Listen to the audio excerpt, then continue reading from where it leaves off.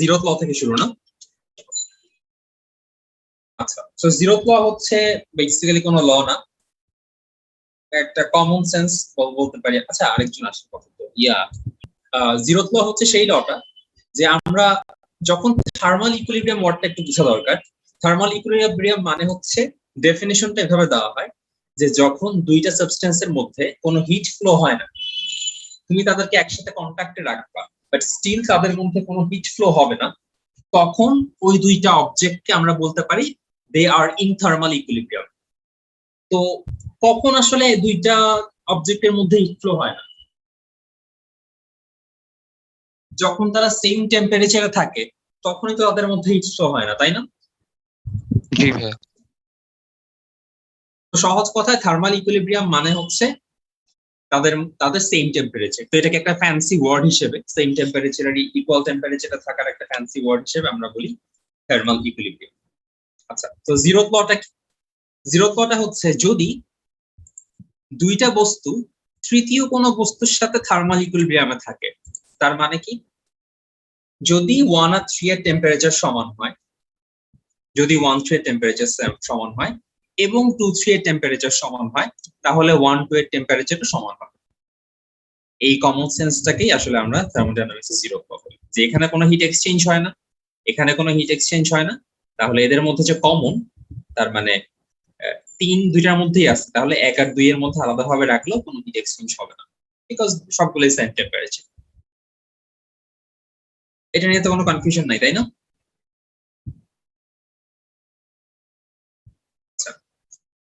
এরপর থার্মোডাইনামিক্স এর ফার্স্ট ল, যেটা ম্যাথের জন্য বেশ ভালো ইম্পর্টেন্ট। এটা সহজ কথা হচ্ছে, সহজ কথা আমরা এটা বলতে পারি, তুমি এটা একটা অবজেক্টকে যতটুকু হিট দিবা কোন একটা সিস্টেমকে, লাস্ট ক্লাসে আমরা সিস্টেমকে আর এনভায়রনমেন্টকে সেটা বলছি, তো কোন একটা সিস্টেমে যখন তুমি হিট দিবা, হিটটা দুইটা ভাগে ডিভাইড হয়ে যাবে, দুইটা কাজ করবে। হিটের কিছু পোর্শন এর কাজ হবে হচ্ছে ইন্টারনাল এনার্জি বাড়ানো, আর হিটের কিছু পোর্শনের কাজ হবে কাজ করা, ওয়ার্ক ডান। তো সেটাকে আমরা ম্যাথমেটিক্যাল ফর্মে লিখতে পারি যে del Q equal to del U plus del W. তার মানে গিভেন হিট ইকুয়াল টু হচ্ছে change of internal energy plus work done. আচ্ছা, এখন এটা তো খুব সহজ একটা formula, del Q equal to del U plus del W. এখানে প্রবলেমটা কোথায় হয় আসলে? প্রবলেমটা হয় হচ্ছে কার সাইন প্লাস এবং কার সাইন মাইনাস বোঝাতে। এটা হচ্ছে কোয়েশ্চেনে কিন্তু কখনো ডিরেক্টলি বলে দিবে না যে ডেল ইউ এর ভ্যালু +5 বা -5। কোয়েশ্চেনে লেখা থাকবে শুধু 5, এবং কোয়েশ্চেনের বাকি ওয়ার্ড গুলো দেখে সিস্টেমটা কি অবস্থায় আছে সেটা দেখে আমার ডিসিশন নিতে হবে এটা কি আসলে +5 নাকি -5। Same goes to del W. কোয়েশ্চেনে কখনোই বলবে না সে 5 জুল +5 জুল অথবা -5 জুল। কোয়েশ্চেনে 5 জুল বলা থাকবে এবং আরো কিছু ওয়ার্ড থাকবে যেটা দেখলে আমরা বুঝতে পারবো এটা আসলে প্লাস না minus. Same goes to del Q. তো কোনটা প্লাস হবে কোনটা মাইনাস হবে এটা হচ্ছে এখন আমরা দেখব এই চার্টটা থেকে। ডেল কিউ হচ্ছে হিট এনার্জি, ভাইয়া হিট এনার্জি দিচ্ছি বা নিচ্ছি ওই সিস্টেমটা থেকে। এখানে কিন্তু সবগুলোই জুল, সবগুলো। ডেল ইউ হচ্ছে ইন্টারনাল এনার্জি, এগুলো সবগুলোর ইউনিটই কিন্তু জুল। সবগুলোর ইউনিট সেম না হলে তো আমরা যোগ করতে পারতাম না, তাই না? এটা তো বেসিক কথা যে সব ইউনিট সেম ইউনিটের মধ্যে আমরা যোগ করতে পারি, বাট এটা হচ্ছে হিট ফর্মে, এটা হচ্ছে ইন্টারনাল এনার্জি, আর এটা হচ্ছে ওয়ার্ক ডান। বুঝছো তো না? আচ্ছা, এখন একটা জিনিস, এই যে ডেল ডাব্লিউটা কখন হবে? যদি ওই সিস্টেমটার আয়তন বৃদ্ধি পায়, ভলিউম যদি বেড়ে যায়। ভলিউম বেড়ে যাওয়া মানে সিস্টেমটার কাজ করতেছে। আর আমরা ফিজিক্স ফার্স্ট পেপার চ্যাপ্টার 10 এ কি এরকম কোনো কথা বলছিলাম যে internal energy directly proportional to temperature? ছিল নাকি এরকম কিছু? ফিজিক্স ফার্স্ট পেপার চ্যাপ্টার 10 এ বা chemistry first paper second paper chapter 1 এ এক্স্যাক্টলি। আচ্ছা, কেমিস্ট্রিতে ছিল। কেমিস্ট্রিতে। আচ্ছা, তো এখানে হচ্ছে ইন্টারনাল এনার্জি বাড়াটা মানে কি, ডেল ইউ বাড়া মানে কি, তার টেম্পারেচার বেড়ে যাবে। তো কোন সিস্টেমে তুমি হিট যখন দিচ্ছ, এই ডেল কিউ দিচ্ছ, দুইটা কাজ হইতে পারে। এক, তার ভলিউম ইনক্রিজ হবে, that means del W. Second, তার টেম্পারেচার বাড়তে পারে, দ্যাট মিনস ইন্টারনাল এনার্জি বাড়ে। এবং কোন সিস্টেমে আসলে জাস্ট যে কোনো একটা হয় না, দুইটাই ঘটে। এই ডেল কিউটা দুইটা ভাগেই কাজ করে। আচ্ছা, এখন আমরা বোঝার চেষ্টা করব কোনটা পজিটিভ কোনটা নেগেটিভ। এটা মোটামুটি এই ডেল কিউটা মোটামুটি কমন সেন্স থেকে বলা যায়। এই সিস্টেমটাকে যখন তুমি হিট দিবা, তুমি বাইরে থেকে এনভায়রনমেন্ট থেকে সিস্টেমের ভিতর হিট দিচ্ছ, তার মানে কি সিস্টেমটার চেঞ্জটা কি পজিটিভ না? এটা কি বুঝতেছো? জি ভাইয়া। এই জন্য যখন সিস্টেমটা তাপ রিসিভ করবে এনভায়রনমেন্ট থেকে, তখন ডেল কিউটা হচ্ছে পজিটিভ। একটা কথা মাথায় রাখবে, আমরা কিন্তু সবকিছু এখানে পজিটিভ নেগেটিভ সিস্টেমের সাপেক্ষে চিন্তা করব। সিস্টেমের কি বাড়তেছে নাকি সিস্টেমের কমতেছে এটা চিন্তা করব। আমি বাইরে থেকে কি করতেছি এটা না, সিস্টেমের বাড়তেছে কি কমতেছে সেটার উপর চিন্তা করে পজিটিভ নেগেটিভের ডিসিশনটা নিব। আমি যখন বাইরে থেকে হিট দিচ্ছি তাকে, সিস্টেমটা রিসিভ করতেছে, তার মানে তার ডেল কিউ পজিটিভ। আর সিস্টেমটা যদি তাপ ছেড়ে দেয়, সিস্টেম যদি আমাকে তাপ দেয়, তার মানে সিস্টেম তাপ রিলিজ করে দিচ্ছে, তার মানে তার জন্য ডেল কিউ এর ভ্যালুটা হচ্ছে নেগেটিভ। একটু কি সবার কাছে ক্লিয়ার কিনা একটু বলো তো আমাকে। হ্যাঁ, হিটটা এক্সচেঞ্জ হয় না, মানে দুইটাই তো একসাথে হয় না। না, দুইটা একসাথে আসলে কখনো হয় না। দুইটা অবজেক্ট যখন সাপোজ এটা একটা কন্টাক্টে আছে, এটা মনে করো Q1 Q2, এমন কখনোই হয় না Q1 থেকেও হিট যাচ্ছে আবার Q2 থেকেও হিট যাচ্ছে, এমন হয় না কখনো। অলওয়েজই হাই টেম্পারেচার থেকে লো টেম্পারেচারে হিট যাবে, লো থেকে তার কখনো হাইতে আসবে না, তাই না? জি ভাইয়া। তাহলে এই ডেল কিউ এর ব্যাপারটা কি সবার কাছে ক্লিয়ার, পজিটিভ নেগেটিভ একটা?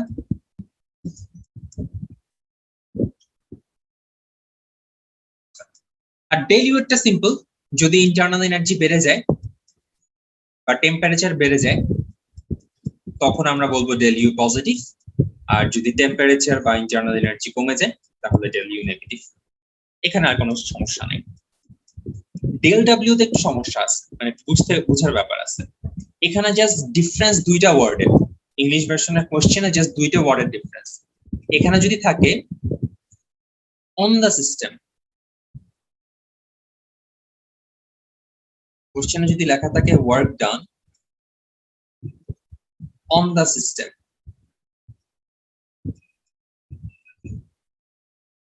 তাহলে আচ্ছা আমি একটু উল্টায় বলছি, এটা হচ্ছে বাই দা সিস্টেম, এটা হচ্ছে same work done on the system. Work done by the system যদি হয় তাহলে ডেল ডাব্লিউ হচ্ছে পজিটিভ, আর work done on the system যদি হয় তাহলে ডেল ডাব্লিউটা হচ্ছে নেগেটিভ। তার মানে সিস্টেমটা যদি কাজ করে, সিস্টেমটা কাজ করতেছে এনভায়রনমেন্টের উপর, তার মানে work done by the system. এটা আমি যদি আরো স্পেসিফাই করতে চাই, লিখতে পারি by the system on environment. যদিও অন এনভায়রনমেন্ট ওয়ার্ডটা কোশ্চেনে থাকবে না, আর এটাকে আমি স্পেসিফাই করতে পারি work done on the system by environment. By environment পার্টটা কখনোই কোশ্চেনে থাকবে না, আমি স্পেসিফাই করার জন্য বললাম। তাহলে কোন কেসে পজিটিভ কোন কেসে নেগেটিভ এটা আমাদের মনে রাখতে হবে। এবং এটা যে আসলে কেন বাই দ্য সিস্টেম হলে পজিটিভ আর অন দ্য সিস্টেম হলে নেগেটিভ, এটা আমরা একটু পরে ডেল ডাব্লিউ এর একটা ফর্মুলা শিখবো, সেটা দিয়ে একটু পর বুঝাবো। আপাতত জাস্ট একটু মনে রাখো যে বাই দ্য সিস্টেম হলে ডেল ডাব্লিউ পজিটিভ আর অন দ্য সিস্টেম হলে ডেল ডাব্লিউ নেগেটিভ। ঠিক আছে, এই তিনটা একটা স্ক্রিনশট একটু তুলে রাখতে পারো, বিকজ একটু পর হ্যাঁ ভাই ভাই আমি গ্রুপে একটা ছবি পাঠিয়েছি, ওই একটা দেখতেছি।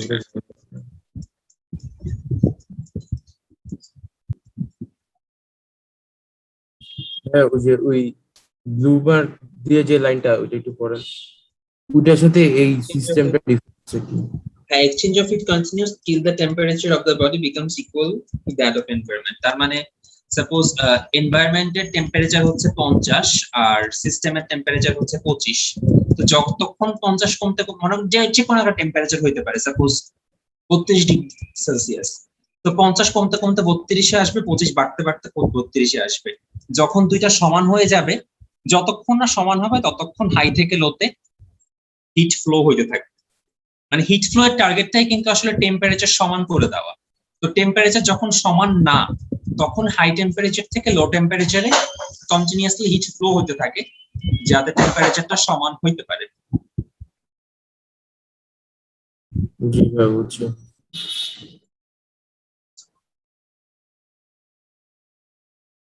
ঠিক আছে, কোনটা পজিটিভ কোনটা নেগেটিভ এটা নিয়ে কি কারো কোনো কনফিউশন আছে?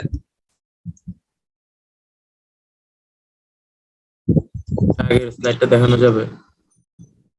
কোনটা ভাই? স্ক্রিনশট একটু আগে যেটা দেখালেন, স্ক্রিনশট নিতে পারিনি। ও আচ্ছা, স্ক্রিনশট দিবা? না না ভাই, স্ক্রিনশট একটু আগে বললেন যে কিসে জানি স্ক্রিনশট নিতে, একটু আবার দেন। হ্যাঁ, এই যে এই পজিটিভ নেগেটিভ পার্টটারই ভাই, মানে কোশ্চেন ইয়ে করার সময় লাগতে পারে আর কি। Yes, এই পার্টটা কোশ্চেনটা দেখলে যেটা বুঝতে পারো কাকে পজিটিভ ধরবা কাকে নেগেটিভ ধরবা।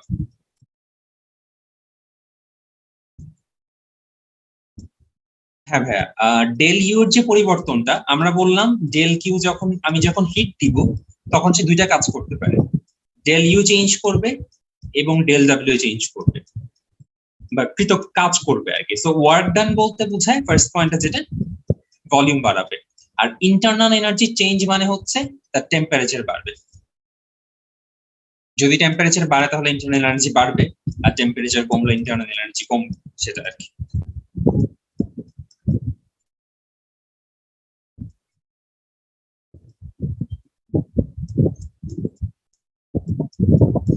আচ্ছা,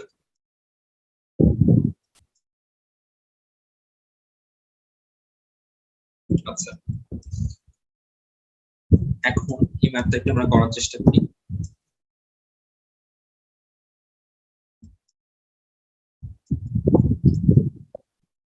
আমি ট্রান্সলেট করে দিই।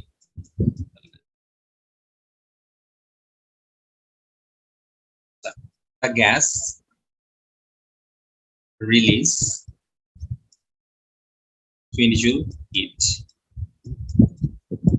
and work done উপর গ্যাসের উপর on the gas is 8 joule if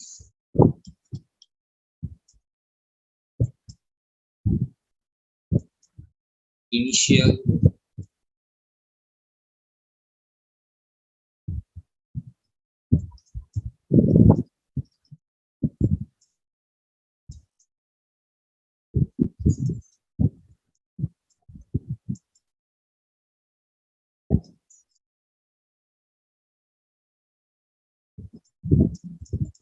গ্যাসটাই হচ্ছে এখানে সিস্টেম। হ্যাঁ,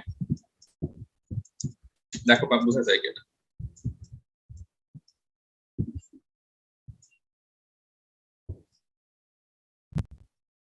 তিনটা টার্ম তাই না, ডেল কিউ, ডেল ইউ আর ডেল ডাব্লিউ। তো এর মধ্যে একটা জিনিস দেখো, এখানে ইনিশিয়াল ইন্টারনাল এনার্জি বের বলে দিচ্ছে, আর ফাইনাল ইন্টারনাল এনার্জি বের করতে বলছে।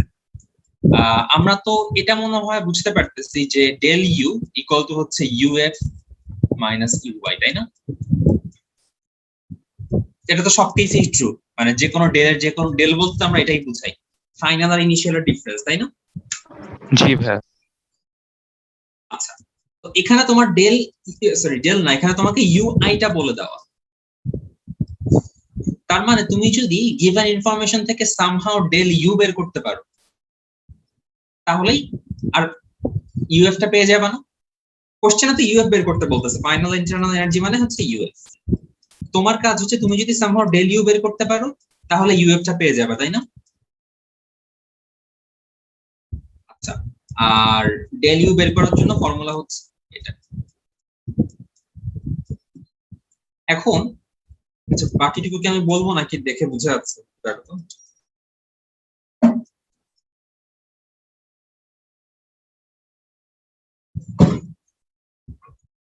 হচ্ছে আমাদের কথা, আমরা ডেল ডাব্লিউ ক্যালকুলেশনটা এখন শিখবো।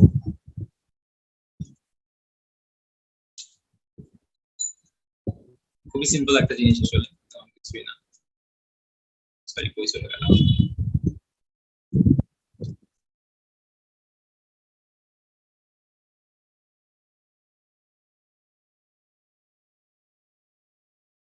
ডেল ডাব্লিউ ইকুয়াল টু সহজ কথা পি ইনটু ডেল পি। তার মানে প্রেসারের সাথে তুমি যখন ভলিউমের চেঞ্জটা মাল্টিপ্লাই করবা তখনই তুমি ডেল ডাব্লিউটা পেয়ে যাবা। এটা প্রুফটা কি? খুবই সিম্পল। আমরা যদি দেখতে পারি যে ডেল ডাব্লিউ এর ইউনিট যেটা মানে ওয়ার্কের ইউনিট, আর এই দুইটা ইউনিটটা যদি দেখি, প্রেসারের ইউনিট কি প্যাসকেল, তার মানে নিউটন পার মিটার স্কয়ার, আর ভলিউমের ইউনিট কি মিটার কিউব। দুইটা মাল্টিপ্লাই করলাম, আমাদের কাছে কি থাকে নিউটন মিটার, তার মানে হচ্ছে জুল। তার মানে বেসিক্যালি প্রেসার আর ভলিউমের যে মাল্টিপ্লিকেশন সেটাই হচ্ছে আমাদেরকে ডাব্লিউ দেয়। যদি ডেল ভি ধরি তাহলে এখানে ডেল ডাব্লিউ, বা আমরা বলতে পারি প্রেসার ভার্সেস ভলিউম গ্রাফের যে এরিয়াটা সেটাকে আমি ডেল ডাব্লিউ বলতে পারি। তো এখান থেকেই আমি যখন ডেল ডাব্লিউ ইকুয়াল টু আমি জেনে গেলাম, এখানে তিনটে টার্মের মধ্যে ডেল ডাব্লিউ ইকুয়াল টু আমি জেনে গেলাম পি ডেল ভি। এখান থেকে এখন আমি এক্সপ্লেইন করব কেন অন দা গ্যাস হইলে পজিটিভ হয়, সরি অন দা গ্যাস হলে কেন নেগেটিভ হচ্ছিল, আর বাই দা গ্যাস হলে কেন পজিটিভ হচ্ছিল। আচ্ছা, যখন তুমি কোনো একটা সিস্টেমকে চাপ দিবা, কাজ করবা, কোনো একটা সিস্টেমের উপরে কাজ করবা অন দা গ্যাস, সাপোজ একটা বেলুন হইতে পারে, বেলুন তো না, যে কোনো একটা স্পঞ্জের বল মনে করো, মোটামুটি বড় সড়ো একটা স্পঞ্জের বল।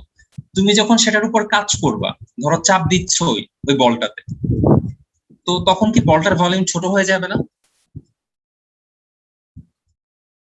जी भैया। তার মানে কি যখন অন দা গ্যাস, আমি কেন বলতেছি, সরি এটা তো গ্যাস বলা যাবে না, এটা একটা সিস্টেম বলি, সিস্টেম মানে গ্যাসও হইতে পারে, সিস্টেমের মধ্যে গ্যাস তো included, but system more generalised আর কি।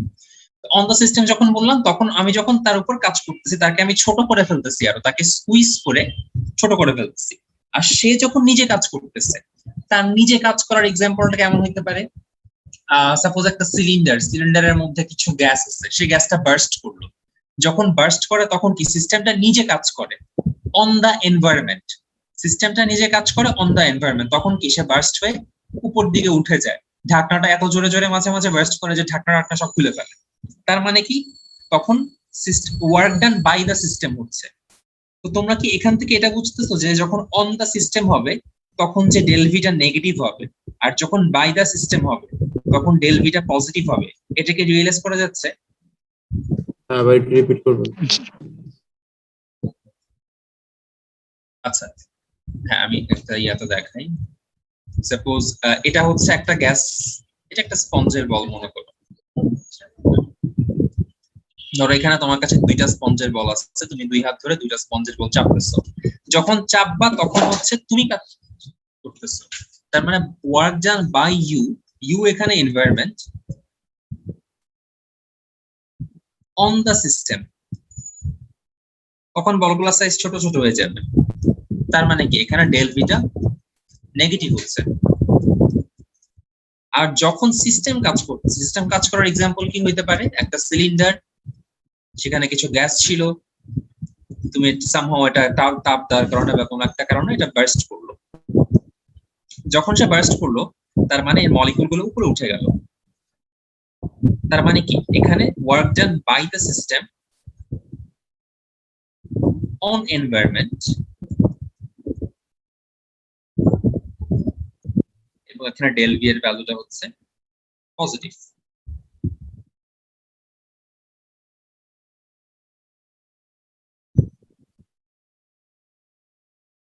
বুঝতে পারছো?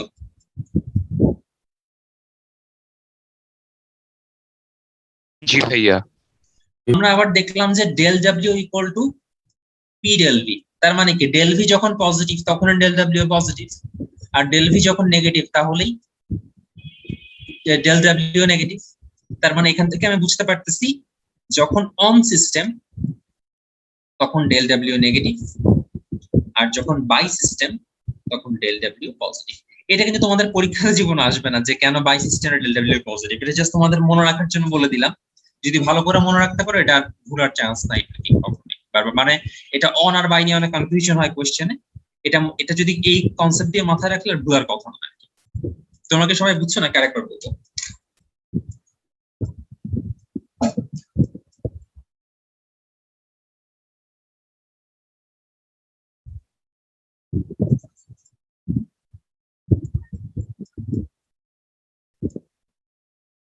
এটা বোর্ড ক্রিয়েটিভ।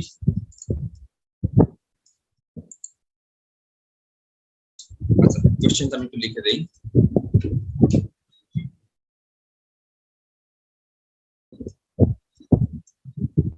ছিল কিছু গ্যাস 600 জুল হিট সরবরাহ, মানে কি সরবরাহ তাকে দেওয়া গিভেন, এটাই ভালো, আর ঝামেলা করার দরকার নেই। Given to the system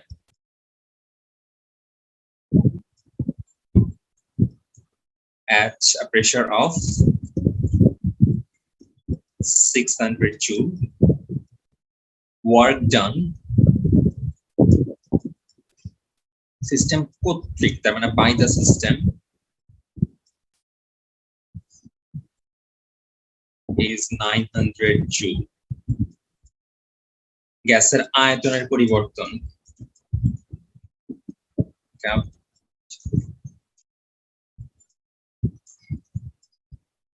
change in volume calculate করবা, এটা হচ্ছে will internal energy be increased?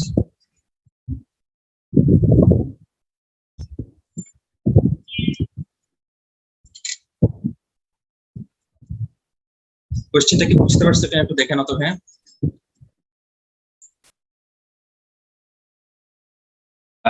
O sorry sorry sorry, আমি ভুল বলছি।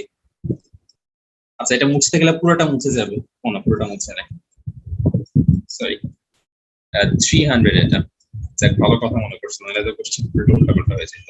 300 প্যাসকেল। ঠিক আছে, করতে হবে না, del Q minus del W করতে হবে।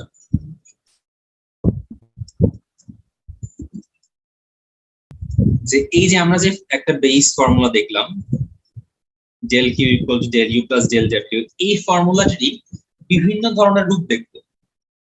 এখন বিভিন্ন ধরন বলতে কোন কোন ধরনের রূপ দেখবো? এই চারটা প্রসেস দেখছিলাম যে আমরা, আইসোবারিক, আইসোপোরিক, আইসোথার্মাল, অ্যাডিয়াবেটিক, এগুলা লাস্ট দিন দেখছিলাম না? এগুলা এই কেসগুলোতে, প্রত্যেকটা কেসে এই ফর্মুলাটা কোন আকার ধারণ করে, প্রত্যেকটা কেসে del Q equal to del U plus del W এর ফর্মটা কিরকম হয় প্রত্যেকটা কেসে ইন্ডিভিজুয়ালি এখন দেখব। আচ্ছা, এই মিটিংটা ক্লোজ করি। বলছিলাম টেম্পারেচার কনস্ট্যান্ট থাকে, তাই না?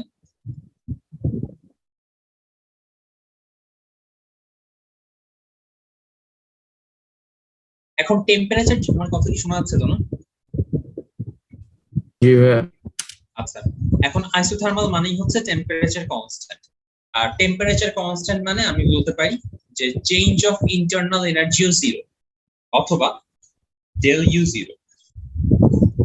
ডেল ইউ জিরো মানে কি আমি লিখতে পারি যে এই মেয়ারের প্রকল্পের নাম তোমাদের মনে রাখা লাগবে না, জাস্ট ইউ প্রপোর্শনাল টু এটা মনে রাখলেই হবে। আচ্ছা, তো ডেল ইউ যেহেতু জিরো হয়ে গেল, তার মানে আমি বলতে পারি আইসোথার্মাল প্রসেসের জন্য ফর্মুলাটা ডেভেলপড হয় এরকম হবে, del Q equal to del W.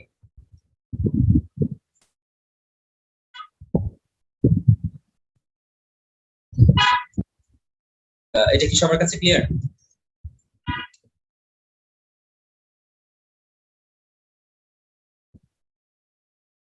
ভাইয়া আমার নেট কেটে গেছিল, আপনি এতক্ষণ কি বলছেন শুনতে পাইনি, একটু আরেকবার বলা যাবে? আমরা বললাম যে আমরা এখন কথা বলতেছি আইসোথার্মাল প্রসেস নিয়ে। হ্যাঁ, তো আইসোথার্মাল প্রসেসে আমরা আগেই জানি টেম্পারেচার কনস্ট্যান্ট থাকবে। তো টেম্পারেচার কনস্ট্যান্ট মানে হচ্ছে ইন্টারনাল এনার্জিও কনস্ট্যান্ট। আচ্ছা, ইন্টারনাল এনার্জি যদি কনস্ট্যান্ট হয় তাহলে ব্যাপারটা কি রকম, যে আমাদের এখানে যে ডেল ইউ এর ভ্যালু সেটা হয়ে যাবে জিরো।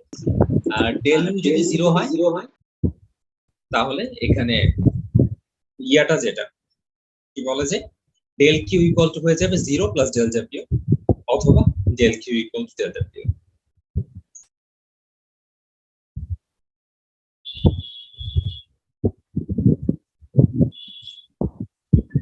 টেম্পারেচার কনস্ট্যান্ট, এবং আমরা জানি টেম্পারেচার তখনই কনস্ট্যান্ট থাকে যখন ইন্টারনাল এনার্জি কনস্ট্যান্ট থাকে।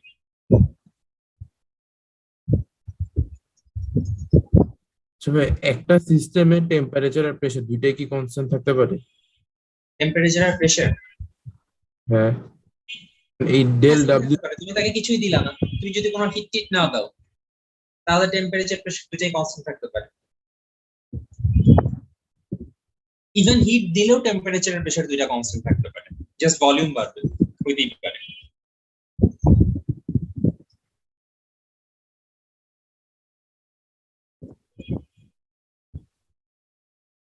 ভলিউম বাড়লে না টেম্পারেচার বাড়ে? অ্যাকচুয়ালি না, টেম্পারেচার বাড়ে। ওই চার্লসের যেটা ল ছিল যে ভলিউম বাড়ে টেম্পারেচার বাড়বে, সেটার একটা জিনিস আমরা ধরে নিচ্ছিলাম যে সেখানে প্রেসার কনস্ট্যান্ট। বাট যদি এমন হয় যে প্রেসারও কনস্ট্যান্ট এবং টেম্পারেচারও কনস্ট্যান্ট, এমন পসিবল যে প্রেসারও তুমি কনস্ট্যান্ট রাখলা, টেম্পারেচারও কনস্ট্যান্ট রাখলা, বাট ভলিউম বাড়তেছে এবং ওয়ার্ক ডান হচ্ছে, এটা কেমনে সম্ভব? যদি তুমি একটা জায়গায় এভাবে চিন্তা না করি আমরা, ধরো আচ্ছা ম্যাথে আসলে ব্যাপারটা ক্লিয়ার হবে, আমরা আগে চারটা প্রসেস নিয়ে একটু আলোচনা করে যাই, দেন হচ্ছে ম্যাথে আসলে প্রত্যেকটা নিয়ে আমরা আলাদা আলাদা ম্যাথটা দেখবো, তখন আইডিয়াটা ক্লিয়ার হয়ে যাবে। কিন্তু আমরা যেটা বলতেছি ভলিউম বাড়লে টেম্পারেচার কিন্তু সবসময় বাড়বে না, তার জন্য একটা আমরা ধরে নেই শর্তটা কি ছিল? Pressure constant. বয়েলের ল বলো, চার্লসের ল বলো, লুসাকের ল বলো, আমরা কিন্তু একটা জিনিস শর্ত কনস্ট্যান্ট ধরে রাখতাম না, যে কোনো একটাকে তো কনস্ট্যান্ট ছিল অলওয়েজই। বুঝছো না ভাই? জি ভাইয়া, জি ভাইয়া। আচ্ছা, এখানে তো টেম্পারেচার কনস্ট্যান্ট খালি, that's why del U 0, so del Q হচ্ছে বাড়তেছে এবং ডেল ডব্লিউ টা বাড়তেছে। এখানে ডেল ডব্লিউ টা বাড়তেছে মানে কি? আসলে ভলিউমও বাড়তেছে না, যেহেতু del W equal to P del V.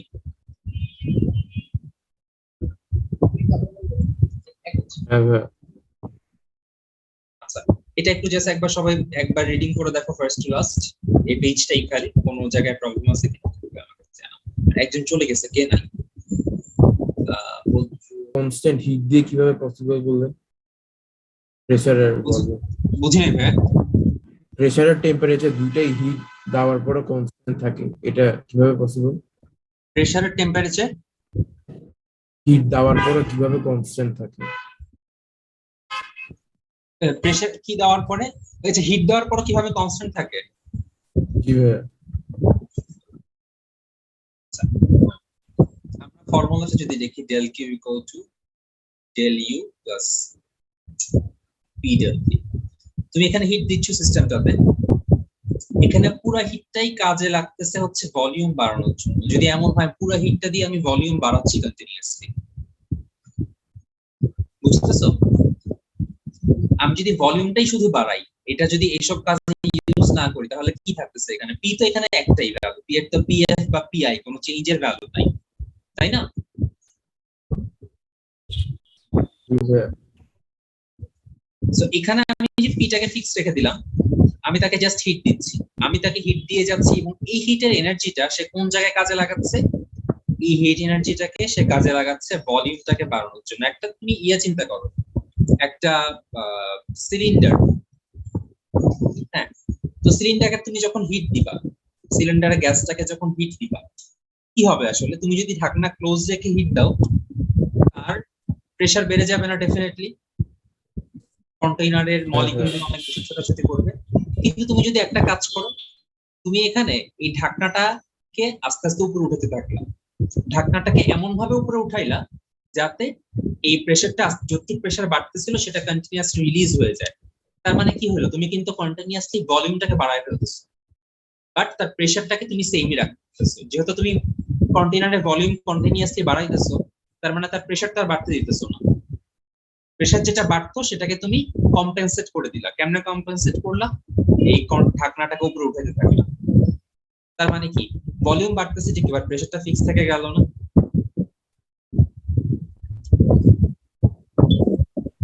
হ্যাঁ ভাইয়া বুঝছি।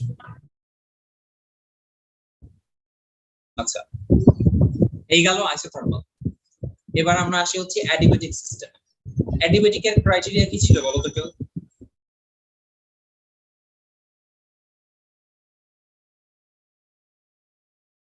রাইট, কিউ কনস্ট্যান্ট থাকে। তার মানে এটা যদি আমি একটু ভাষায় বলি তাহলে কিরকম হবে ব্যাপারটা?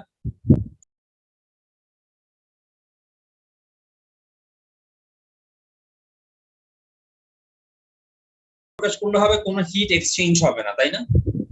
ডেল কিউ জিরো মানে কি কোনো হিট এক্সচেঞ্জ হবে না?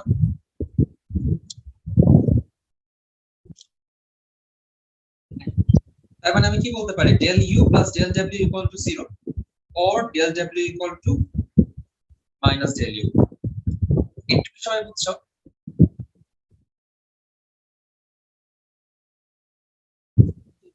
আচ্ছা, তোমরা এই পৃষ্ঠাটা এখন এই পার্টটা, এই এক্সপানশন, প্রসারণ মানে হচ্ছে এক্সপানশন, আর সংকোচন মানে হচ্ছে কম্প্রেশন,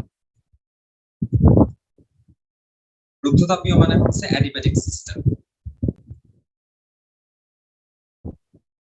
মধ্যস্থ শক্তি মানে হচ্ছে ইন্টারনাল এনার্জি।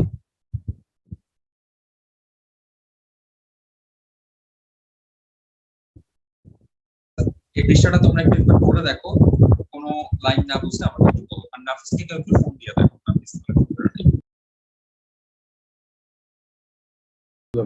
প্রসারণে ডেল ডাব্লিউ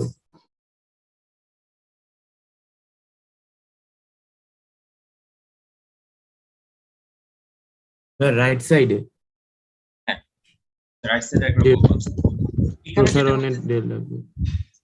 হ্যাঁ বলছি, তো যখন কোন একটা জিনিস এক্সপ্যানশন হচ্ছে, এক্সপ্যানশন মানে কি ভলিউম বাড়ছে, তাই না? জি ভাইয়া। আচ্ছা, ভলিউম বাড়া মানে কি? তাহলে ডেল ভিএফ মাইনাস ভিআই টা পজিটিভ না?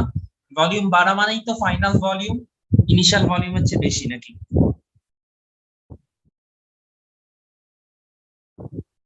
বুঝছো না? ভাইয়া বুঝছি। এবং যেহেতু বেশি ভিএফ টা, তার মানে ভিএফ মাইনাস ভিআই অথবা ডেল ভিটা এখানে পজিটিভ, আর কম্প্রেশনের জন্য ডেল ভিটা নেগেটিভ।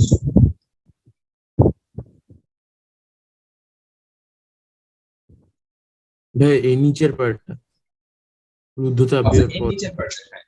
সো এক্সপ্যানশনের জন্য আমি এখন এই ফর্মুলার দিকে তাকাবো। এখন হচ্ছে এই ফর্মুলা তাকাবো। আমি দেখলাম যখন এক্সপানশন হচ্ছে তখন ডেল ভি পজিটিভ। এক্সপানশনের কথা চিন্তা করি এখানে,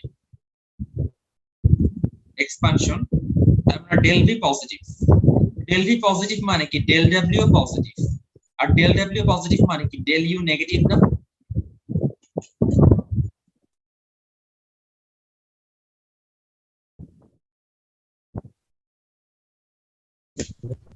পজিটিভ হলে ডেল ইউ নেগেটিভ হবে। আচ্ছা হ্যাঁ হ্যাঁ ভাইয়া বুঝছি। বুঝছি ভাইয়া।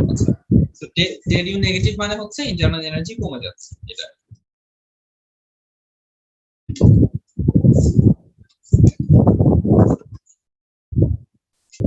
যে ধরো কোন একটা জিনিস অনেক উপর থেকে পড়তেছে, হ্যাঁ, এই উপর থেকে পড়তেছে মানে কি তার পটেনশিয়াল এনার্জিটা কারেন্টে কনভার্ট হতেছে কন্টিনিউয়াসলি, এটা তো আমরা জানি, তাই না? তো এখন আমি যদি একটু চিন্তা করি যে একটা পাথর উপর থেকে আমি 10 তলা 20 তলা 30 তলা বিল্ডিং থেকে একটা পাথর ফালাইলাম, হ্যাঁ, ওই পাথরটা যখন গ্রাউন্ডে হিট করে পুরা পটেনশিয়াল এনার্জিটা কাইনেটিক এনার্জিতে কনভার্ট হয়ে গ্রাউন্ডে হিট করে, তাই না? যখন একদম গ্রাউন্ডে নেমেছে। এখন আমি এই কেসগুলোতে আমি কনসিডার করে নিব এখানে পুরো এনার্জিটা পটেনশিয়াল এনার্জি কাইনেটিকে কনভার্ট হচ্ছে না, অথবা কাইনেটিক এনার্জি উপর উঠা নিলে পটেনশিয়ালে কনভার্ট হচ্ছে না। আমার কোশ্চেনের স্ট্যান্ডার্ড গুলো যখন এরকম থাকবে যে আমি কারো টেম্পারেচার বাড়াইতেছি, তখন আমরা অ্যাজাম্পশন আমাদের হবে যে পুরো পটেনশিয়াল এনার্জিটা হিট এনার্জিতে কনভার্ট হচ্ছে, অথবা পুরা কাইনেটিক এনার্জিটা হিট এনার্জিতে কনভার্ট হয়েছে, আমাদের অ্যাজাম্পশন থাকবে এটা, যদিও রিয়েল লাইফে এটা অ্যাবসলিউটলি ইম্পসিবল, রিয়েল লাইফে এই জিনিস কখনোই ঘটবে না, বাট আমরা আসলে এখানে ইন্টার লেভেলে যা করি তার 10% রিয়েল লাইফে এমনও কাজে লাগে না, সো আমাদের অ্যাজাম্পশন করে নিতে হবে এখানে যে এই পুরা এনার্জিটা হিটে কনভার্ট হয়েছে। ঠিক আছে, এখন এই অ্যাজাম্পশনটা করার পর আমি কি জিনিস বলতে পারি একটু দেখি। আমি আগে কি বলতে পারতাম, আচ্ছা ভাইয়া, একটা প্রবলেম হচ্ছে, আপনার মনে হয় এখান থেকে বারবার কি একটা আওয়াজ আসছে, সেই কারণে মানে মাইকে ডিস্টার্ব দিচ্ছে, একটু কথাটা বুঝতে অসুবিধা হচ্ছে। ফ্যানের আওয়াজ কিনা, তোমরা সবাই আওয়াজ শুনতেছো না? জি ভাইয়া। ফ্যানটা কি কমায় দেখি, মনে করো কমায় দাও। আচ্ছা, এখনো কি আওয়াজ শুনতেছো না কমছে নাকি? না ভাই, এখন কোনো আওয়াজ নেই। ফ্যানের আওয়াজ তাহলে ফ্যানটা একটু কমায় দিই। ওকে, তো আমরা আগে কি বলতে পারতাম যে এটা যদি এ পয়েন্ট হয়, এটা যদি বি পয়েন্ট হয়, আমি এই কথা মনে হয় বলতে পারতাম যে mgh equal to half mv square B, এটা তো আগে বলতে পারতাম তাই না ভাই? আচ্ছা, এগুলা কিন্তু এগুলার ইউনিট কি আসলে?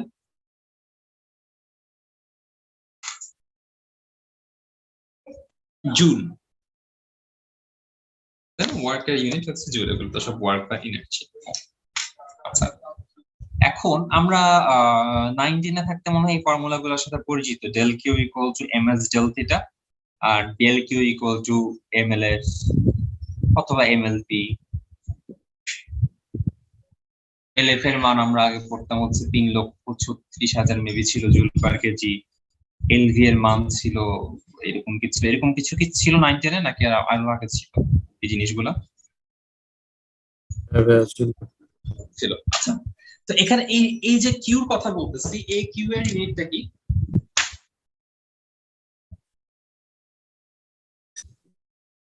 এনার্জি। না, তুমি মনে হয় এস এর ইউনিট বলতেছো তাই না রাওয়াত? কিউ এর ইউনিট কিন্তু জুলি, তাই না?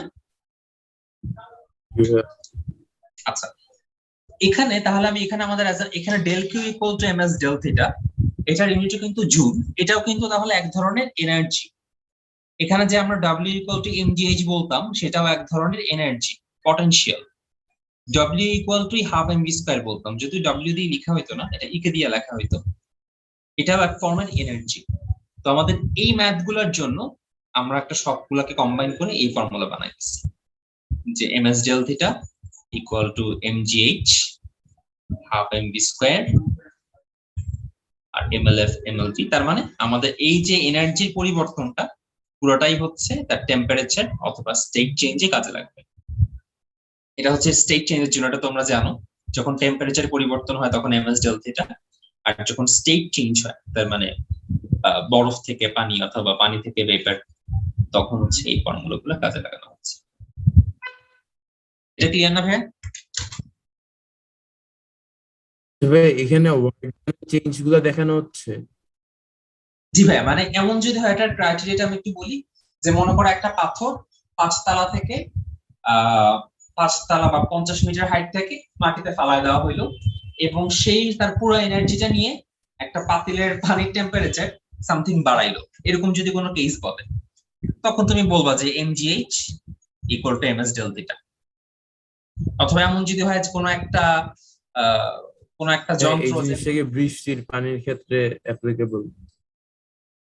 অবশ্যই অ্যাপ্লিকেবল, বৃষ্টির পানির কেসেও সেম ভাবে অ্যাপ্লিকেবল, যে তুমি যদি বৃষ্টির পানি ক্যালকুলেট করো হাফ mv স্কয়ার দিয়ে, এবং সেটা যদি ms del theta হয়, তাহলে সেটাও পসিবল। বাট বৃষ্টির পানির জন্য m এর ভ্যালু কিন্তু খুব কম থাকে, একটা পানির ফোঁটা, তার জন্য m এর ভ্যালু থাকে খুব কম।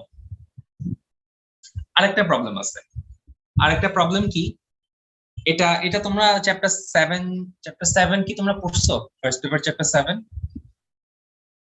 নাকি শুধু আংশিক সিলেবাস পড়ছো, নাকি ফুল সিলেবাসই পড়ছো?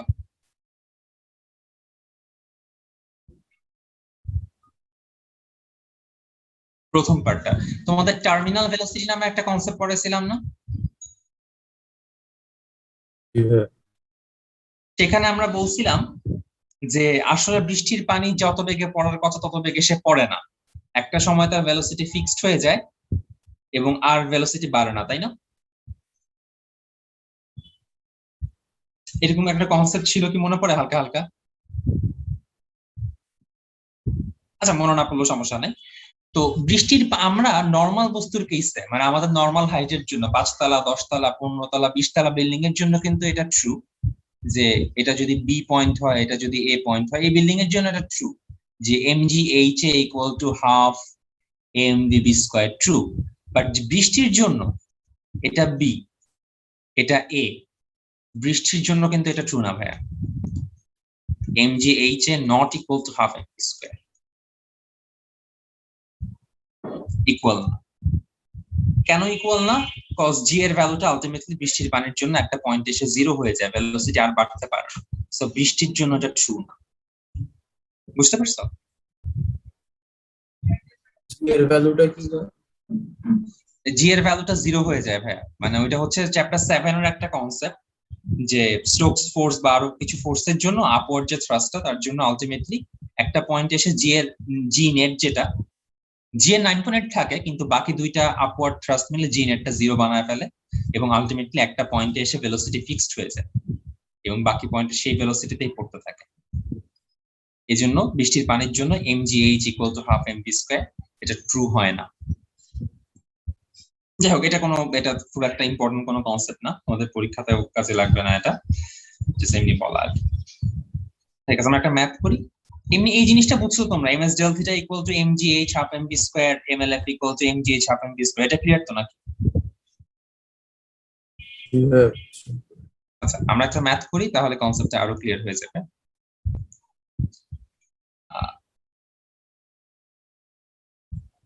আচ্ছা, এখানে একটা জিনিস একটু বলে দেওয়া দরকার।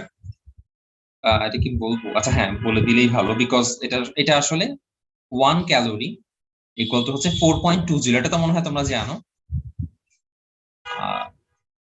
তো এটা আমি কেন বললাম আসলে, বিকজ এখানে দেখো এস এর ভ্যালু দিয়ে দেওয়া, এস এর ভ্যালু দিয়ে দেওয়া হচ্ছে 0.03 ক্যালোরি পার গ্রাম পার ডিগ্রি সেলসিয়াস, কিন্তু এটা তো এসআই ইউনিট না। এসআই ইউনিট ক্যালোরির জায়গায় কি হয়, জুল হয়ে যায় না? হ্যাঁ, স্পেসিফিক ওই এমএস ডেল থিটার এস আর কি। তো ক্যালোরিকে তোমার কি বানাইতে হবে, এখানে জুল বানাইতে হবে না? তার জন্য তুমি 4.2 মাল্টিপ্লাই করলো। আর পার গ্রাম থেকে তোমার কিসে নিতে হবে, পার কেজিতে, তার জন্য তুমি 1000 মাল্টিপ্লাই করলো। আর ডিগ্রি সেলসিয়াস পার ডিগ্রি তো চেঞ্জ হবে না। সো এস এর ভ্যালু হচ্ছে বেসিক্যালি এটা। আচ্ছা, কোয়েশ্চেনটা কি? কোয়েশ্চেনটা হচ্ছে একটা সীসার বুলেট, সে যাচ্ছিল, মানে তাকে গান থেকে থ্রো করা হয়েছে, সে যাচ্ছে আর কি। একটা সময় তার টোটাল এনার্জিটাই হঠাৎ করে আমি থামাইলাম এবং তার টোটাল এনার্জিটা হিট এনার্জিতে কনভার্ট হয়েছে, এবং হিটে কনভার্ট হয়ে কি হইলো, ওই বুলেটটার টেম্পারেচার 100 ডিগ্রি সেলসিয়াস বাড়ায় ফেললো, তার মানে ডেল থিটার ভ্যালু হচ্ছে 100। কোয়েশ্চেন হচ্ছে বুলেটটাকে কত ভেলোসিটিতে ছোড়া হয়েছিল, তার মানে ভি ইকুয়াল টু হোয়াট, এটা হচ্ছে কোয়েশ্চেন। কোয়েশ্চেনটা একবার পড়ো, যদি কিছু না বুঝো আমাকে বলো। পার কেজি পার কেলভিন হওয়ার কথা না? কোনটার ভ্যালু ভাইয়া? হ্যাঁ হ্যাঁ, ব্র্যাকেটের ভাইয়া। পাশে joule per KG per kelvin.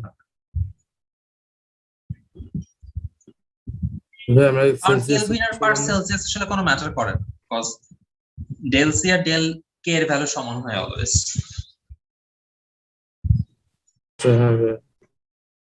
ডেলসিটার কেন কাউন্ট করছে? সমস্যা নাই, ডেল সিও লিখতে পারো ডেল কেও লিখতে পারো, দুইটা একই জিনিস। ভাইয়া আমি বললাম যে এখানে ইউনিটে আমরা ডেলসি বা ডেল কে কেন নিচ্ছি? এটা হচ্ছে তুমি যদি, আচ্ছা, ইয়া থেকে ফর্ম হিসাব করে del Q equal to M S del theta, আর এস ইকুয়াল টু হচ্ছে Q by M del theta. Q এর জন্য জুল, এটার জন্য কেজি, এটার জন্য del C, so joule per KG per kelvin.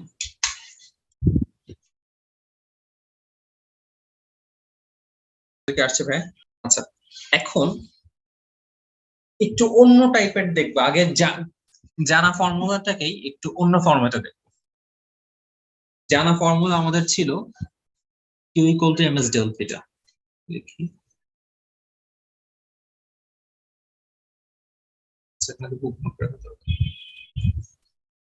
এখন আমি এটাকে m এর জায়গায়, আমরা গ্যাসের পরিমাণটাকে, গ্যাসের অ্যামাউন্টটাকে আগে ম্যাস দিয়ে এক্সপ্রেস করতাম, এখন আমরা গ্যাসের অ্যামাউন্টটাকে এক্সপ্রেস করব হচ্ছে মোল নাম্বার দিয়ে। তার মানে m জাস্ট রিপ্লেস করে n দিয়ে, আগে ম্যাস দিয়ে করতাম, এখন মোল নাম্বার দিয়ে করব। বেশ, আচ্ছা আরেকটু চেঞ্জ আসবে। আরেকটু চেঞ্জ কি, আমরা আগে যখন এ স্পেসিফিকেট ক্যালকুলেট করতাম আমরা আসলে কোনো কিছুই ধরতাম না। কোনো কিছু ধরতাম না বলতে কি, একটা সিস্টেমের আমি চাইলে প্রেসার ফিক্স রাখতে পারি, আমি চাইলে তার ভলিউম ফিক্স রাখতে পারি। মানে আমি ধরে নিচ্ছি হিট দিচ্ছি তাকে, এটা কনস্ট্যান্ট, এই যে হিট দিচ্ছি তার নিচে চুলা বসায় দিচ্ছে, এটা কিন্তু কনস্ট্যান্ট, দুইটা কেসে হিট দেওয়া হচ্ছে। বাট দুইটা কেসে হিট দেওয়ার পরে আমি চাইলে তার দুইটা জিনিসের মধ্যে যে কোনো একটা কনস্ট্যান্ট রাখতে পারি। আমি চাইলে তার প্রেসার কনস্ট্যান্ট রাখতে পারি, আমি চাইলে তার ভলিউম কনস্ট্যান্ট রাখতে পারি। সেটা কিভাবে হয়, মনে করো আমি হিট দিলাম, হিট দেওয়ার পরে আমি এই ঢাকনাটার উপর কিছুই রাখলাম, আমার খুব নরম একটা ঢাকনা মনে করো, সহজ সরল ছোটখাটো একটা ঢাকনা, গ্যাসের মলিকুল গুলো করবে কি, ঠেলে একে উপরে উঠাই দিবে না? এবং যখন গ্যাসের মলিকুল ঠেলে একে উপরে উঠাই দিল, মানে ভলিউমটা বেড়ে যাচ্ছে, তার মানে তার প্রেসারটা কিন্তু কনস্ট্যান্ট। গ্যাসের মলিকুল গুলো নিজেদের স্বার্থেই এই কন্টেইনারের ঢাকনাটাকে উপরে উঠায় তাদের প্রেসারটাকে ফিক্স রেখে দিল। তার মানে এই কেসটাকে আমি বলতেছি কনস্ট্যান্ট প্রেসার কেস। বাট এখানে ভলিউমটা চেঞ্জ হয়ে যাচ্ছে। এটা ধরো ইনিশিয়াল স্টেট মনে করো এটা, আর ফাইনাল স্টেট মনে করো এইটা। আচ্ছা, সেকেন্ড কেস কি হইতে পারে, আমি এখানে উপরে একটা বড় সড়ো মনে করো খুব ভারী একটা জিনিস দিয়ে রাখলাম, এটা হচ্ছে এই ভারী জিনিসটা। এটার কাজটা কি, এ বলতেছে গ্যাসের মলিকিউল গুলাকে তুমি ভাই যত ইচ্ছা প্রেসার দাও, আমি এই ঢাকনাটাকে আর উপরে উঠতে দিচ্ছি না। মোটামুটি ভারী একটা জিনিস, তার মানে কি এর ভলিউম কিন্তু ফিক্স হয়ে গেল, কিন্তু তার প্রেসার আবার কন্টিনিউয়াসলি বাড়তেছে। যেহেতু আমি মানে হিট দিচ্ছি, মলিকিউল গুলা ছোটাছুটি করতেছে, তার মানে প্রেসারটা কন্টিনিউয়াসলি বাড়তে থাকে। এই দুইটা কেস কি তোমরা বুঝতে পারছো? হ্যাঁ নাকি আরেকবার বলবো?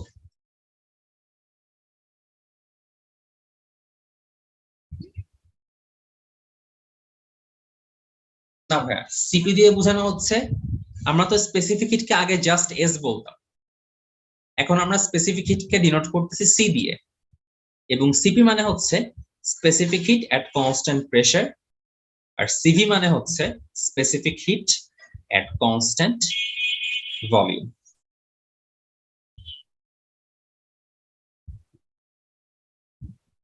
আচ্ছা, আর এইটার নাম আসলে বলা হয় specific molar heat. Specific molar heat কেন মোলার বলা হইতেছে, ওই যে আগে যেটা এম ছিল ওটাকে যে আমি এন দিয়ে রিপ্লেস করে ফেলছি, এই জন্য এটাকে বলা হচ্ছে specific molar hit at constant pressure, আর এটা হচ্ছে specific molar hit at constant volume. দুইটা সিস্টেম কিভাবে কাজ করতেছে, কখন কনস্ট্যান্ট প্রেসার ফিগার দেখে বুঝবা, কখন কনস্ট্যান্ট ভলিউম বুঝবা, এবং ইকুয়েশন কিন্তু আগের মতোই, del Q equal to N C del D. So C equal to হচ্ছে del Q by N del D. দেখো C equal to del Q by N del D, দুই কেসেই সেম ফর্মুলা, কিন্তু একটা সিপি একটা সিপি। পুরো পেজটা একটু একবার দেখো, সিস্টেমের ফিগারটা দেখা কিন্তু ইম্পর্টেন্ট। সিস্টেমের ফিগার দেখে এখানে সি কিন্তু কি টেম্পারেচার বোঝাচ্ছে? ডেলটি না ভাই, সি না ভাই, সি হচ্ছে স্পেসিফিক হিট, আগে যেটা এস বলতাম আমরা সেটাকে এখন সি দিয়ে লিখতেছি। আমরা M Q equal to M S del থিটাতে যেটা এস বলতাম স্পেসিফিক হিট, সেটা এখন del Q equal to N C del theta, আর কিছু না।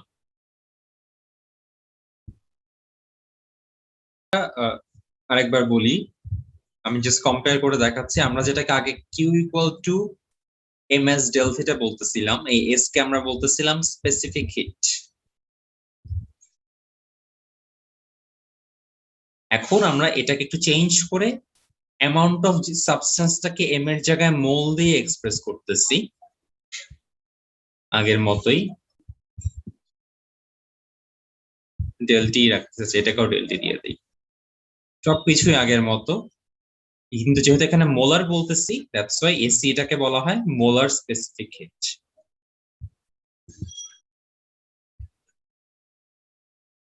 এই মোলার স্পেসিফিক হিট আমি দুইটা কন্ডিশনে মেজার করতে পারি। দুইটা কন্ডিশন কি কি? একটা হচ্ছে অ্যাট কনস্ট্যান্ট প্রেসার, তখন তার নাম দেই আমি সিপি, আর অ্যাট কনস্ট্যান্ট ভলিউম, তখন তার নাম দেই আমি সিপি। এই হচ্ছে ঘটনা আর কি। তাহলে কি বুঝছো কিনা দেখো তো ভাইয়া। ভাই আপেক্ষিক তাপ মানে কি স্পেসিফিক হিট? জি ভাইয়া। দুইটার মধ্যে ডিফারেন্সটা কি দুইটা ফর্মুলায়, যে সিপি সিভি? ফর্মুলায় কোনো ডিফারেন্স নাই ভাইয়া, দুইটার কন্ডিশন ডিফারেন্ট। সিপি তে প্রেসার কনস্ট্যান্ট থাকে আর সিপি তে ভলিউম কনস্ট্যান্ট থাকে, ফর্মুলা দুইটারই সেম। ওই এমএস ডেলথিটার সাথে থেকেই আসছে সবগুলা। বেসিক্যালি এখানে তো এমএস ডেলথির ফর্মুলা ইউজ করা হয়েছে, জাস্ট এম এর জায়গায় এন ইউজ করা হচ্ছে, আর কিছু না।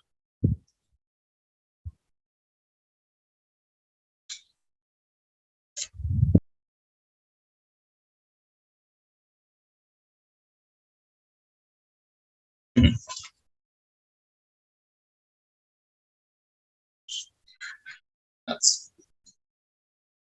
এটা আসলে চ্যাপ্টার ওয়াইজ ভ্যারি করে, ফিজিক্স কেমিস্ট্রি ওয়াইজ ভ্যারি করে। ইন জেনারেল স্মল এন বলতে আমরা মোল নাম্বার বুঝি। আচ্ছা, স্মল এন হচ্ছে মোল নাম্বার, ক্যাপিটাল এন হচ্ছে number of molecule, N A হচ্ছে অ্যাভোগাড্রো নাম্বার,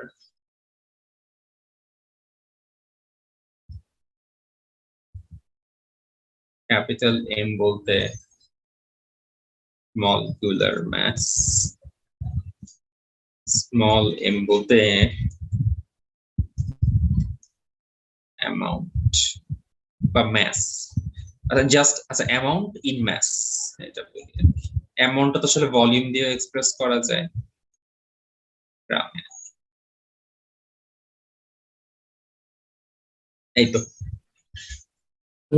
মলিকিউল একটা ইউনিট কিভাবে হয় সেটা বলতাম। মলিকুল তো ইউনিট নেই কোথাও ভাইয়া। কোনটা? ভাই বোলজম্যান কনস্ট্যান্টে যে ও আচ্ছা, বোলজম্যান কনস্ট্যান্ট। মলিকিউল। আচ্ছা, মলিকুল একটা ইউনিট কিভাবে হয়, এটা ব্যাপারটা হচ্ছে বোলজম্যান আসলে আসে কোত্থেকে, এটা একটু বলি। আর বাই এন এ দিয়ে, তাই না? বেসিক্যালি তুমি যখন 8.314 কে অ্যাভোগাড্রো নাম্বার দিয়ে ইয়ে করো, তখনই তুমি পাও, আমি তো ভুলেও গেছি ভ্যালু কত, 1.38 নাকি 10 two the power minus.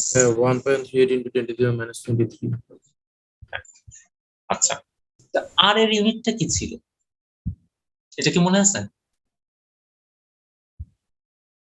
Joule per kelvin per mole. Right. এখন এখানে ছিল পার মোল, তার মানে আমি কি এটাকে একটু মডিফাই করে একটু কম সুন্দর ল্যাঙ্গুয়েজে বলতে পারি, জুল পার কেলভিন পার এতগুলা মোল।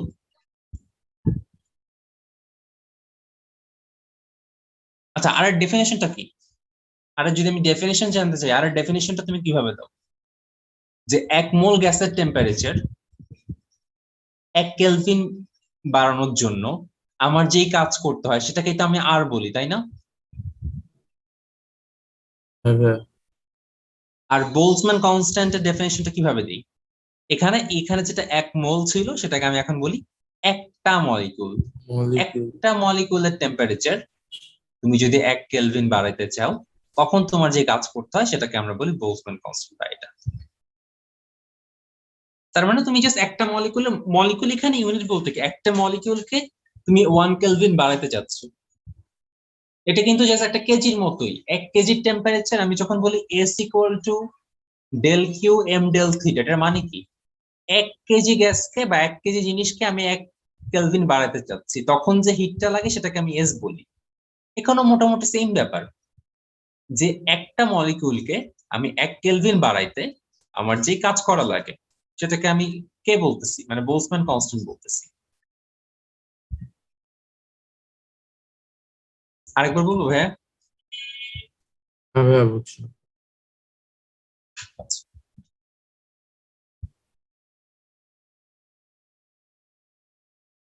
আচ্ছা, এই পেজটা কি সবার কাছে ক্লিয়ার কিনা একটু আরেকবার দেখে নাও।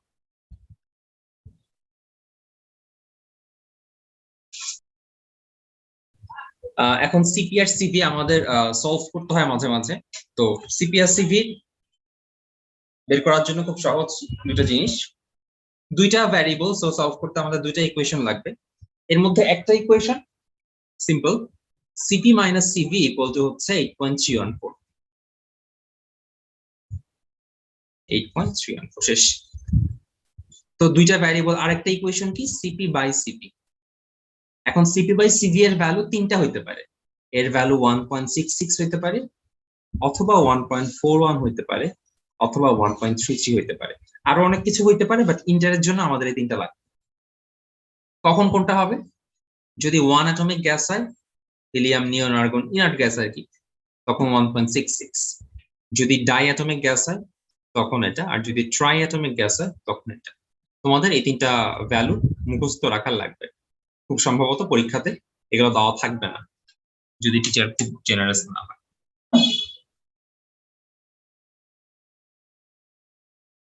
ঠিক আছে, এই তিনটা ভ্যালু একটু লিখে রাখো, আমরা এই ম্যাথ করার সময় এগুলো আমাদের কাজে লাগবে একটু পরে।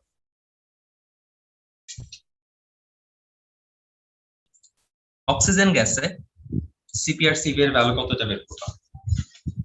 For oxygen gas, what is the value of CV and CP? ভ্যালুটা বের করতে হবে না বন্ধু? ল্যাম্পটা না, এটা গামা, গামার কথা বলতেছি না? সরি, গামা, হ্যাঁ হ্যাঁ গামা। হ্যাঁ, গামার ভ্যালুটা দেখে নাও এখান থেকে। এই তিনটা অক্সিজেন কি ডাই অ্যাটমিক, তার মানে 1. গামার ভ্যালু তোমার করে নিতে হবে 1.41। জাস্ট সলভ আর কি। এখানে তোমার একটা নলেজ টেস্ট করা হচ্ছে। নলেজ টেস্টটা কি? যে এটা একটা ডাই অ্যাটমিক গ্যাস। তোমার নলেজ টেস্টটা হচ্ছে তুমি এই দুটো ইকুয়েশন জানো কিনা, এই কোশ্চেন আর কি এমসিকিউতে এই দুটো ইকুয়েশন জানো কিনা সেটা টেস্ট করা হচ্ছে। আর একটা নলেজ টেস্ট করা হচ্ছে যে ডাই অ্যাটমিক গ্যাসের জন্য তোমার অক্সিজেন এটার ভ্যালু যে 1.41 গামার ভ্যালু, এটা জানো কিনা। এই এমসিকিউর মধ্যে এই দুটো নলেজ টেস্ট করা হচ্ছে।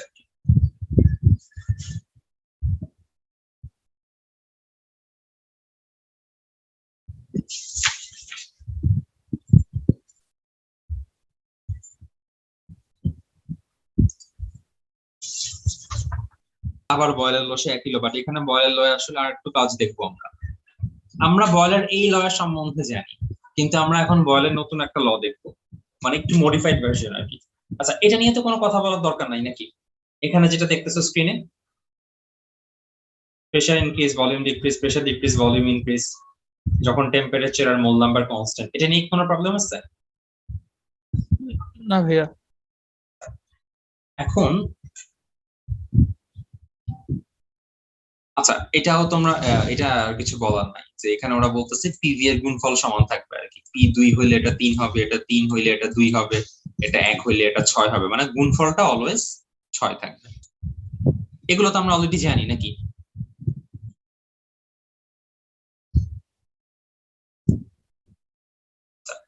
এখন আমরা এই ফর্মুলাটা যে পড়ে আসছি আসলে এতদিন ধরে, এই ফর্মুলাটা ছিল শুধুমাত্র আইসোথার্মের জন্য applicable.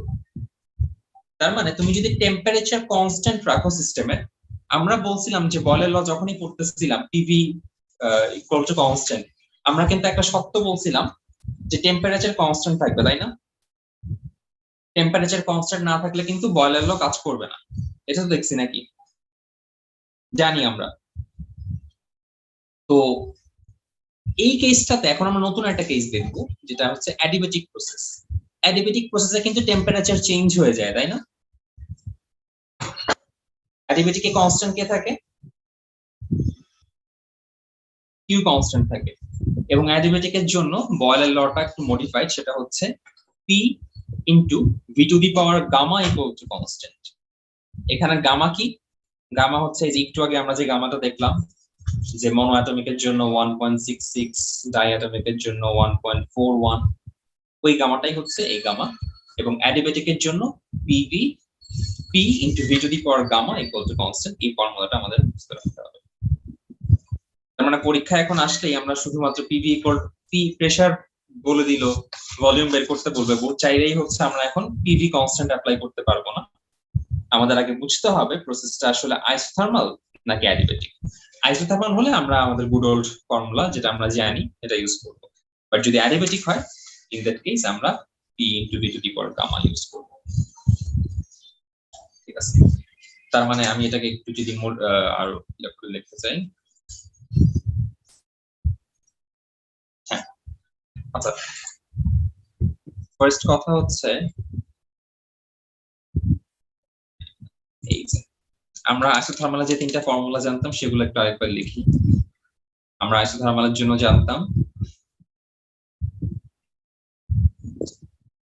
pv equal to constant, এখানে জানতাম v by t equal to constant, এখানে জানতাম p by t equal to constant. প্রথমটা বয়েলের, পরেরটা চার্লসের, পরেরটা লুসাকের। এই তিনটা তো আমরা জানতাম, তাই না? এখন যখন আমরা অ্যাডিবেটিক প্রসেস বলবে, যখন প্রসেসটা অ্যাডিবেটিক হবে তখন তিনটা ফর্মুলাই চেঞ্জ হয়ে যাবে, এবং চেঞ্জ হয়ে কি হবে? এইটা, এইটা, এইটা। এবং দুর্ভাগ্যজনক কথা হচ্ছে আমাদের তিনটাই মুখস্থ রাখতে হবে, একদম ছাড়া মুখস্থ। তিনটা ফর্মুলা একটু লিখে নাও খাতায়, আমার মানে ম্যাথের সময় আমাদের একটু পর কাজে লাগবে।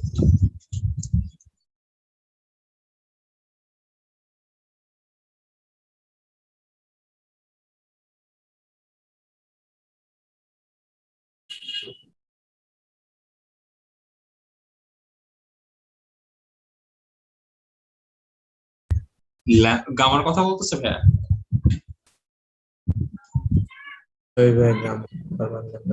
হ্যাঁ, গামার ভ্যালু কোশ্চেনে দেওয়া থাকবে আর কি, কোশ্চেনে বলা থাকবে না। কোশ্চেনে গ্যাসটা বলা থাকবে, এটা কি ইনার্ট গ্যাস নাকি ডায়াটমিক, মানে গ্যাসের নাম বলা থাকবে। তো গ্যাসের নাম অনুসারে তুমি ডিসিশন নিবা গামার ভ্যালু কি 1.41 হবে নাকি 66 হবে নাকি 33 হবে। বুঝছো না?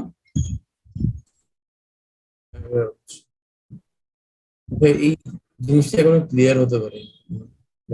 আমরা আগে যে ফর্মুলাটা ইউজ করতাম, যদি কোশ্চেনটা অ্যাডিবেটিক সিস্টেমের জন্য এই ফর্মুলাগুলো চেঞ্জ হয়ে যায়, বয়েল, চার্লস আর লুসাকের ফর্মুলা অ্যাডিবেটিকের জন্য চেঞ্জ হয়ে এই রূপ ধারণ করে,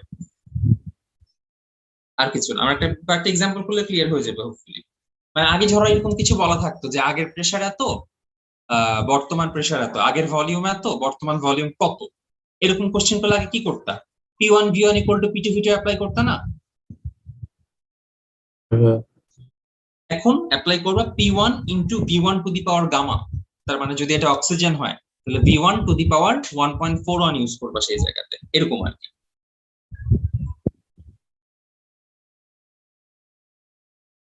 বুঝতে পারছো? জি ভাই। হইলে বইলো তিনটা ফর্মুলা না। যেখানে একটা ইম্পর্টেন্ট কথা বলে দেওয়া, কোশ্চেনে আসলে মোস্ট অফ দ্য টাইম তোমাকে ডিরেক্টলি বলে দিবা না এটা একটা অ্যাডিবেটিক সিস্টেম। তোমার কোশ্চেন দেখে বুঝে নিতে হবে, এবং তুমি বুঝবা কিভাবে? যদি কোশ্চেনে এই ওয়ার্ডটা থাকে যে ইনস্ট্যান্টানিয়াস চেঞ্জ, যদি ইনস্ট্যান্টানিয়াস চেঞ্জ এরকম ওয়ার্ডটা থাকে, হঠাৎ করে কিছু হয়, তাহলে হচ্ছে তুমি বুঝে নিবা এটা একটা অ্যাডিবেটিক সিস্টেম। আচ্ছা, এই কোশ্চেনটা এখন তোমরা একটু সলভ করার চেষ্টা করবা। এটা আমি আগেই বলে দিলাম, এটা একটা অ্যাডিবেটিক সিস্টেম, বিকজ এখানে বলে দেওয়া হঠাৎ, সাডেনলি। কোশ্চেনে সাডেনলি ওয়ার্ডটা থাকতে পারে, সাডেনলি এরকম। কোনো ওয়ার্ড না বুঝলে আমাকে জানাও। আচ্ছা, আমি বলে দিই। কোশ্চেনটা হচ্ছে ইনিশিয়ালি পিআই এর ভ্যালু হচ্ছে এত, এবং আয়তন 6 গুণ হয়ে যায়, তার মানে VF by VI equal to 6। Question হচ্ছে গ্যাসটা কত পরমাণু, তার মানে ওই গ্যাসটার মলিকুলে কতগুলো অ্যাটম আছে এটা আমাকে বের করতে হবে। একটু চিন্তা করে দেখো এটা কি করতে হবে আসলে আমাকে। আমরা এমন কোন আমরা ইকুয়েশন জানি না যে ইকুয়েশন আমাদের জানায় যে গ্যাসটা কত অ্যাটমিক, মনো অ্যাটমিক, ডাই অ্যাটমিক নাকি ট্রাই অ্যাটমিক, বাট আমরা কোনো একটা ভাবে বের করতে পারবো। আমরা অলরেডি আজকে যা শিখছি তার মধ্যে থেকে চিন্তা করে দেখো পারা যাবে কিনা।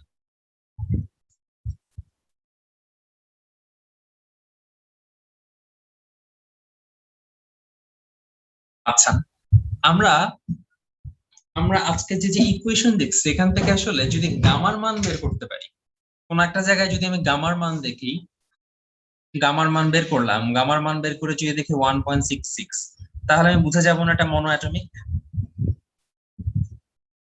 যদি দেখি গামার মান 1.41 তাহলে বুঝে যাবো ডাই অ্যাটমিক। যদি দেখি যে গামার ভ্যালু 1.33 তাহলে বুঝে যাবো ট্রাই অ্যাটমিক, তাই না?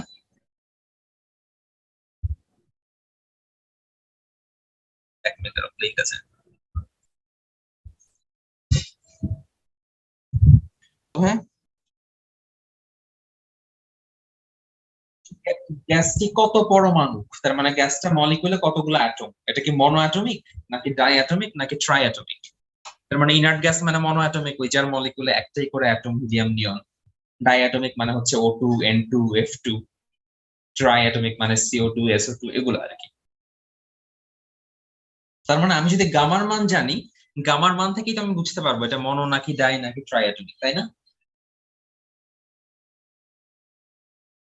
আচ্ছা, গামার মানকে আমরা বের করতে পারবো ইভেনিয়াস সিস্টেম থেকে, অ্যাডিবেটিক থেকে?